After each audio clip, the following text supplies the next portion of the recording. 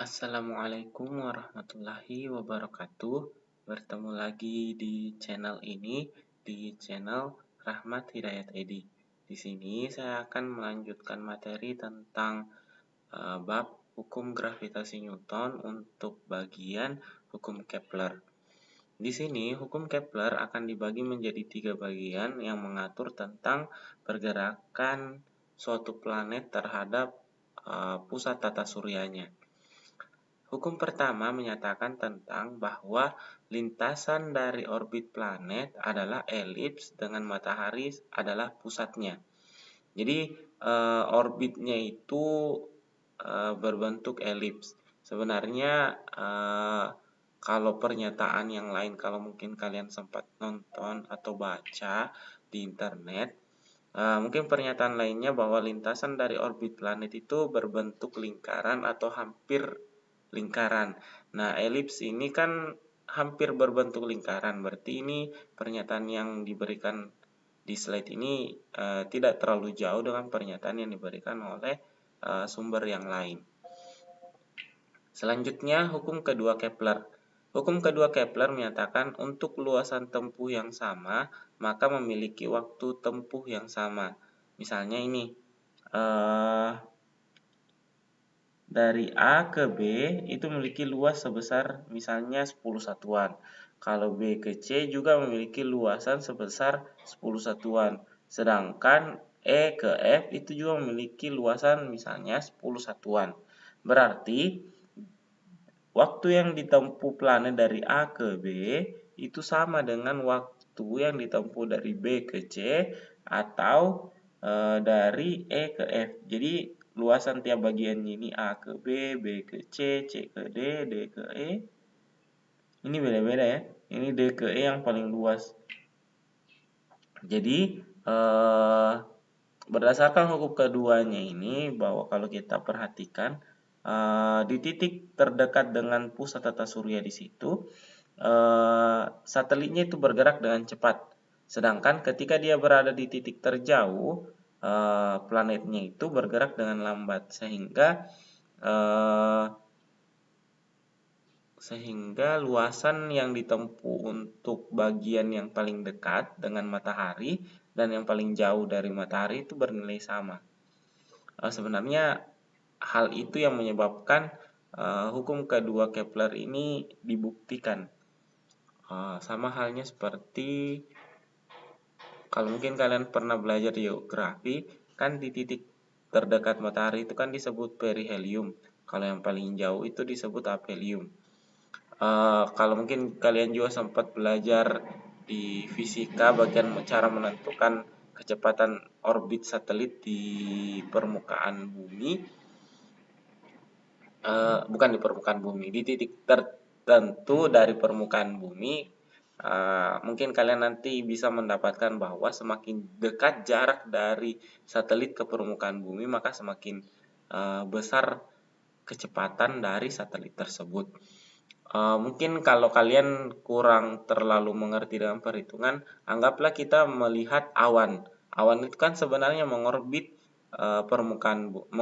bumi. Nah, kalau kalian lihat bahwa awan yang paling bergerak cepat itu adalah awan yang letaknya paling rendah. Nah, jadi kalau letaknya awan paling rendah berarti kecepatan awan tersebut bergerak juga besar. Seperti itu. Kita lanjut di slide berikutnya.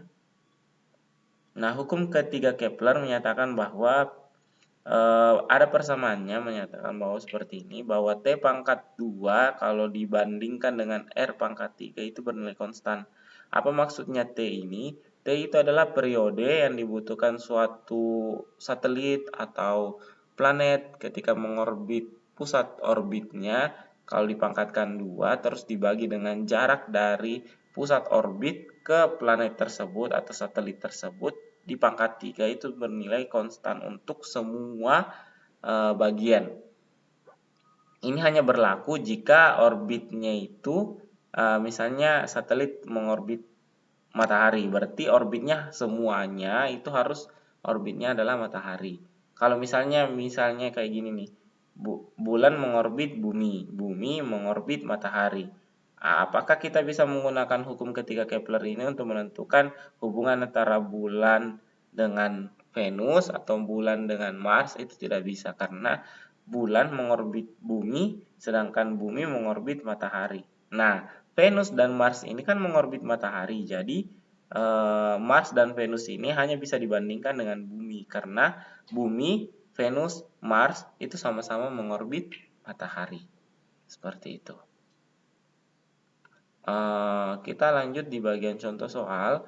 Dua buah planet A dan B mengorbit matahari.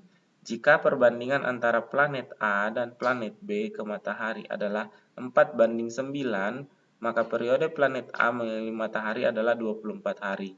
Maka periode planet B mengelilingi matahari adalah, nah ini merupakan contoh soal yang bagian ketiga ya, hukum ketiga Kepler. Rata-rata sih lebih banyak membahas soal tentang hukum ketiga Kepler dibandingkan hukum-hukum yang lainnya. Karena di hukum ketiga Kepler ini ada persamaan yang diberikan. Nah, kita coba jawab.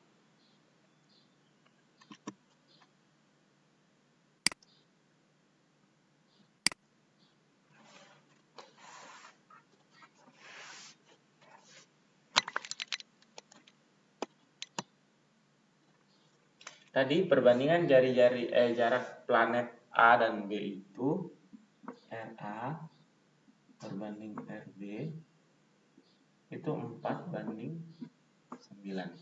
Terus apa nih? Periode planet A itu adalah 24 hari. Kenapa saya tulis 24D? Itu karena bahasa Inggris dari hari adalah days. Jadi makanya saya tulis 24D. Oke, kita mulai persamaannya. Berarti di sini bisa tulis T pangkat 2 per R pangkat 3 sama dengan T pangkat 2 per R pangkat 3. Nah, perlu kalian ketahui kenapa kita tulis di sini bukan sama dengan konstan, karena kita tidak konstan maksudnya itu kalau saya bandingkan antara planet A dengan planet B, perbandingan antara T dengan R-nya ini yang sesuai dengan persamaan yang kalian lihat ini selalu bernilai sama dengan planet yang mengorbit pusat orbit yang sama. Jadi makanya dalam persamaan tersebut tulisannya konstan. Berarti kalau saya bandingkan keadaan 1 dengan keadaan 2 itu nilainya selalu sama. Nah, terus perlu kalian ketahui, mungkin ada beberapa buku yang pakai ini nih. R pangkat 3 per T pangkat 2 sama dengan R pangkat 3 per T pangkat 2. Sebenarnya kalau dia menggunakan persamaan seperti ini sama juga. Ada yang T1 pangkat 2 per T2 pangkat 2. Ini kayak gini, baru di sini R, di sini R. Nah, ini bisa juga, terserah. Ini kan tinggal dikali silang. Ini misalnya A, B, ini A, B. Berarti kalau TA banding TB, di sini RA banding RB. Berarti di sini banding 1 banding 2 kayak gitu. Jadi persamaan ini bisa kalian ubah-ubah bentuk sesuai dengan yang kalian mau. Oke, kita coba lanjutkan. Jadi kan di sini 24 per RA-nya itu 4 pangkat 3, ini pangkat 2 sama dengan di sini yang kita cari TB per RB pangkat 3, di sini 9 pangkat 3. Nah, perlu kalian ketahui kan 4 itu kan 2 pangkat 2. 9 itu 3 pangkat 2. Berarti saya mau ubah kayak gini nih. 24 pangkat 2 per 2 pangkat 2 pangkat 3. Kayak gini kan? Terus sama dengan TB per ini kan 3 pangkat 2 pangkat 3. Begitu kan? Nah, terus karena setiap bagian ini, tiap suku ini sama-sama memiliki pangkat 2, berarti pangkat 2-nya saya bisa selesaikan dengan cara diberikan akar. Ini kan kalau saya berikan akar di sini, saya berikan akar di sini kan kecoret nih dengan pangkat 2-nya kan.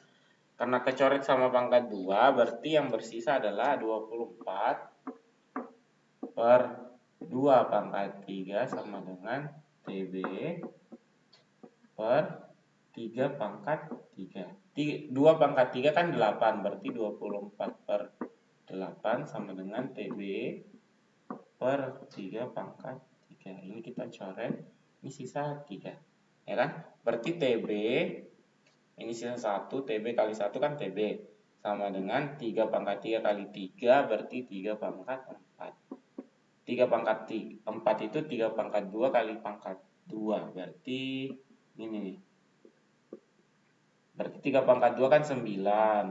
3 pangkat 2 lagi 9. Berarti jawabannya adalah 81 hari. Seperti itu. Nah, cukup sekian untuk video kali ini. Semoga kalian bisa paham dari contoh soal yang saya berikan. Terima kasih dan tidak lupa saya mengingatkan untuk tetap mendukung channel ini sehingga channel ini bisa berkembang dan bermanfaat untuk kalian semua. Terima kasih. Assalamualaikum warahmatullahi wabarakatuh.